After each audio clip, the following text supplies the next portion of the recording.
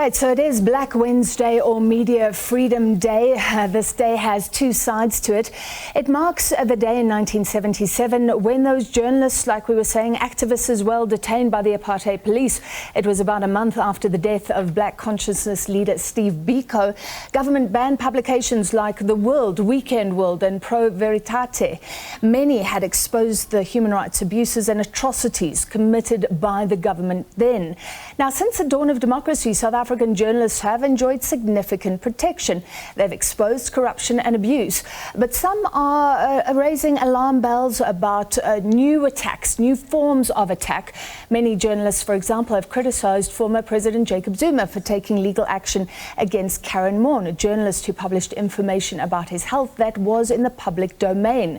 A State of the Newsroom reports from Wits University looking at how half of journalistic jobs over the past decade have been cut, and there are concerns about the resources available to journalists today, about the quality of journalism. To discuss, we're joined by the editor of Times Live and the Media Freedom Chair at the South African National Editors Forum. That's Makhudu Sefara. Great privilege to have you in studio with us today, Makhudu. Thank you for having me. Do you believe, as journalists in South Africa, we are free to write what we want, say what we want, obviously within journalistic standards? Yes, I think we are fairly free. The limitations we have are as a consequence of new developments in the landscape. They are not related to the challenges that the likes of Percy Qoboza and the editors of 1977 had to deal with. So at the time, the issues... That was radical oppression yes, of anyone yes, trying to expose the truth. So the law of the land was such that there was no democracy, so there was no freedom, and as a consequence there couldn't have been media freedom. And so now we have it. But the landscape has changed in a fundamental way. So what that means is the challenges come from different areas. You mentioned a study from VETS that says that jobs have been lost. That talks to media economics. So what is the trading environment within which the media is operating? Yeah. That's the one leg. The other is, journalists face physical threats to their lives. Journalists face bullying on social media. Journalists face a denial of rights whose activation require courts and therefore becomes very expensive.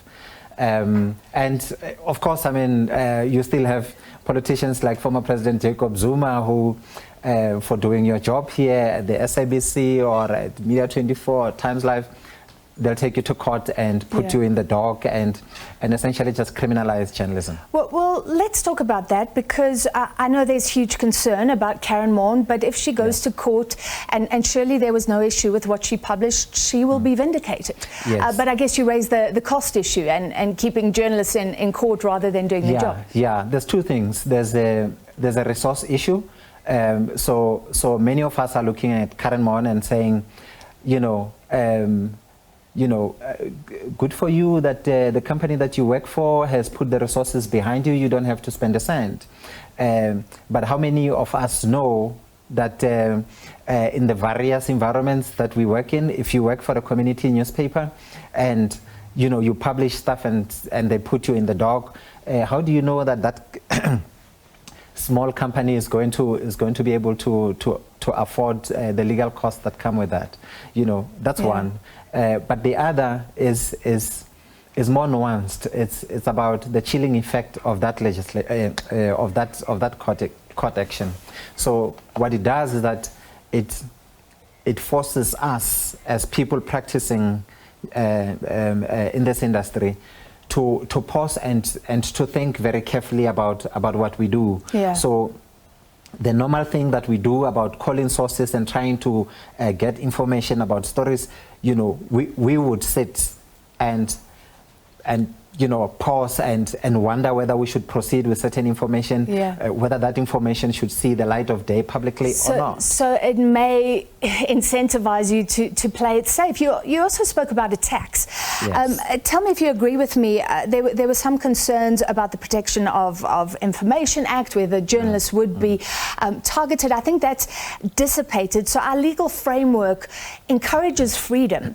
But then we have politicians. The EFF has been accused of targeting journalists in social media campaigns. A lot of female journalists even feeling unsafe there. The SABC was criticised. The former GE of News spoke about this by a minister, saying you're affecting us at the polls by doing your job. So politicians can also behave badly, or the people in the news. Yeah, not only can they in fact are behaving badly. Many of them are, and I mean you raise a very important thing about the space within which we are operating, where we interact with politicians and how they look and interpret the work that we do, because I mean that attack by the Minister of Transport, who happens to be head of campaigns within the ANC, on the SABC was unjustified. And what it did is that it led to journalists working for the SABC in the Free State being sent threatening messages that where people were promising to do all manner of unprintable and things that you can't mention on air, and subjecting them to trauma and all manner of it. Journalists must operate in an environment that is free. So when we say democracy, we don't necessarily mean that every 5 years or every now and again you go and vote. We mean that in addition to that, there must be rights for people like you and I and other members of the media to practice the craft, to hold people who don't do certain things accountable, and to be able to do that freely. And if you can't do that, what then is the point of this freedom? Yeah, I think you made an interesting link between freedom and economics a while ago, because a lot of media organizations don't have a lot of money to protect their journalists in court. That economics is also leading to other things. It's spoken about the juniorization of the newsroom, not attracting the right skills. And some people, quite frankly, have lost a lot of trust and respect in journalism. What should we be doing about that? How do we introspect on a day like this? It's an important thing, not just for the media, but for our country and for our democracy. So if we say, for example, that journalism is important, that we hold those who are in power to account, the latest example is ministers, the thing about ministers not paying for their water and light, then journalists come in, then the president reverses the decision. This is journalism benefiting not members of the media, but the country at large. So if we agree on the predicate that journalism is a force for good, right? We as a country, and especially corporate SA, must look at this and say, how do we invest in this? Because if we don't take a conscious decision to invest in journalism, and by that I don't mean the people who own the media, I mean other people who support the media through advertising and all manner of things, and support SANEF through sponsorship and so on, that corporate SA need to look at the environment within which the media is making this positive contribution to democracy, and say what is their responsibility to making sure that the changing landscape within which the media is operating doesn't in fact lead to a disadvantage of the media in how it contributes to democracy, by a lack of support from them, which then leads to the juniorization that you were referring to, which leads to poor quality of output from media houses, which then disadvantages the entire democratic project. Yeah. I have one word, the Gupta leaks. Let's remember how the truth in this country has been exposed by journalists doing their job. Thank you so much for being with us on this day. That was Makhudu Sefara, Times Live editor and SANEF Media Freedom Chair.